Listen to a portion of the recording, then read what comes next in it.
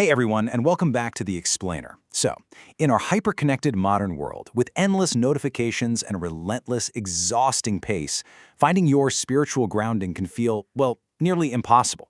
But what if the ultimate lifeline was broadcasting to you right this very second, and you just weren't picking up? Today, we are unpacking teacher Lin Ming Shang's incredibly fascinating lecture notes on Master Shandao's Pure Land teachings. It's a truly brilliant intersection of ancient spirituality, raw human vulnerability, and, surprisingly enough, modern tech metaphors. So let me ask you a question. Have you checked your missed calls today? I bet you have, right? I mean, when our phone battery dies, we completely panic and frantically search for a charger. We're hyper-connected to our devices, terrified of missing that urgent text from a boss or a call from a friend. Yet, when our own lives lose direction, we kind of just completely forget to look for our true home, our spiritual center. We're totally plugged into the grid, but we're disconnected from ourselves. Okay, let's dive into this. Teacher Lin's notes introduce a profoundly relatable metaphor. You have a missed call from Amitabha. Now, in the Pure Land tradition, Amitabha Buddha represents boundless light and infinite life, and Lin frames this ancient spiritual concept through a really brilliant modern lens. He suggests that amid all the crazy noise of our daily lives, the Buddha is constantly calling out to us, completely non-judgmentally, offering a direct path to peace. It's like a call that's always ringing in the background, just waiting for us to finally answer. Let's move into Section 1, Amitabha's Missed Call. To truly understand the gravity of this missed call, Teacher Lin's commentary grounds the theory in a pretty harsh reality. This isn't just about some abstract philosophy, it's a direct response to inescapable human suffering. Why did it have to be me? Man, that question is the universal cry of humanity when we're faced with sudden, devastating impermanence. Teacher Lin shares this heartbreaking story from the source material about a 70-year-old gentleman who worked hard his entire life, hoping to finally enjoy a peaceful retirement, only to be suddenly struck with Parkinson's disease. When a crisis like that hits, well-meaning people might tell you to just do good deeds to offset your bad karma. But as Lin points out in his handout, when severe illness strikes and time is running out, is our own limited individual strength really enough to save us? Think about it. Every single day we are bombarded by these overwhelming daily voices, the urgent push of work, crushing life stress, messy relationship entanglements, and the ceaseless worries constantly echoing in our own heads. They just drain us. But Lin contrasts these heavy, demanding daily voices with the unconditional call of the Buddha. The Buddha's call doesn't urge you to succeed, it doesn't compare you to others, and it definitely doesn't blame you for falling short.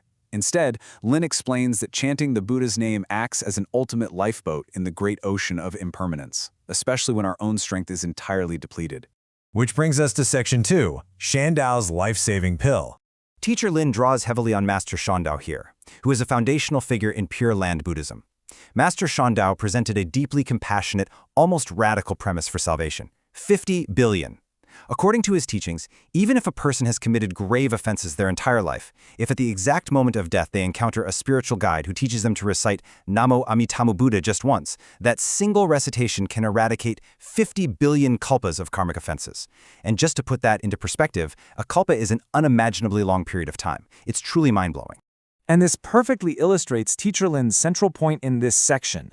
He refers to this teaching as the ultimate life-saving golden pill. It's a practice designed specifically for those who feel completely hopeless, totally burdened by heavy karma, and just overwhelmed by life. It literally turns absolute darkness into light, offering a direct path to the land of ultimate bliss. It's a guarantee that no one, absolutely no matter what their past looks like, is ever truly beyond hope. Now, what's really interesting about this next part is how we bridge the ancient and the modern. Let's look at Section 3, Divine Needle and Brain Code. This is where Teacher Lin's notes take ancient texts and apply a highly unique, fascinatingly modern technological interpretation. He translates spiritual cultivation into the language of neuroscience and satellite tech to help us grasp exactly how this chanting works in our minds. He takes the traditional Buddhist concept of single-minded recitation to eliminate karmic obstacles and frames it as establishing a Starlink satellite navigation system directly to pure consciousness. So it's not just a passive prayer, it's an active mechanism for unlocking the brain's original pure code. By focusing on the chant, you are effectively downloading a system update that entirely bypasses worldly anxieties. Lin goes even further here, describing the chant as a deep-sea calming divine needle. Why exactly do we need this needle? Well, it's to combat what he calls the night raiders, those dark, subconscious thoughts of pessimism, despair, fear, and depression. Lin describes them almost like thieves dressed in black, sneaking into the deep layers of our consciousness in the dead of night just to sow seeds of negativity. The chant acts as this indestructible divine needle, piercing straight into the brain to clear out and wash away these hidden night raiders. Let's move 2 and see how this builds. How do we actually do this in practice? Teacher Lin's handout outlines a progressive, highly structured methodology to gather the 6 sense faculties. Step 1 focuses on the tongue, so the actual physical act of reciting the name. Step 2 then moves to focusing the mind, which means tying all your wandering thoughts strictly to the Buddha's name. And step 3 is the ultimate result, unlocking that original code and attaining what he calls the silent light 3 treasures. This is a state where positive energy entirely fills your body, speech, and mind, fundamentally reversing the wheel of your destiny. Moving right along to Section 4, Mind-Washing Samadhi. So, this structured practice leads directly to the ultimate psychological and spiritual goal of Lin's commentary, the Amitabha Mind-Washing Samadhi. This is really where the theoretical rubber meets the road of physical and mental endurance. Lin describes this samadhi as an exclusive, pain-relieving, immortal pill. But notice carefully what it actually does. It allows the body to feel pain while the mind does not suffer. Lin explicitly notes that when worldly Western or Chinese medicines fail to relieve our physical pain, this miraculous spiritual medicine steps in. It doesn't magically erase the physical illness. No, but it creates a profound separation between physical sensation and mental anguish. Teacher Lin breaks down exactly how this washing aligns with the core 3 treasures of Buddhism. By washing away our stubborn attachments, we attain emptiness samadhi, which equates to the Buddha. By washing away all those superficial marks and judgments, we attain signless samadhi, which is the Dharma. And finally, by washing away our deluded, anxious wishes for things to be different than they are, we attain wishless samadhi, which is the Sangha.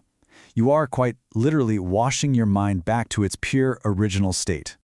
And that brings us to our final section, Lifeboat in Impermanence.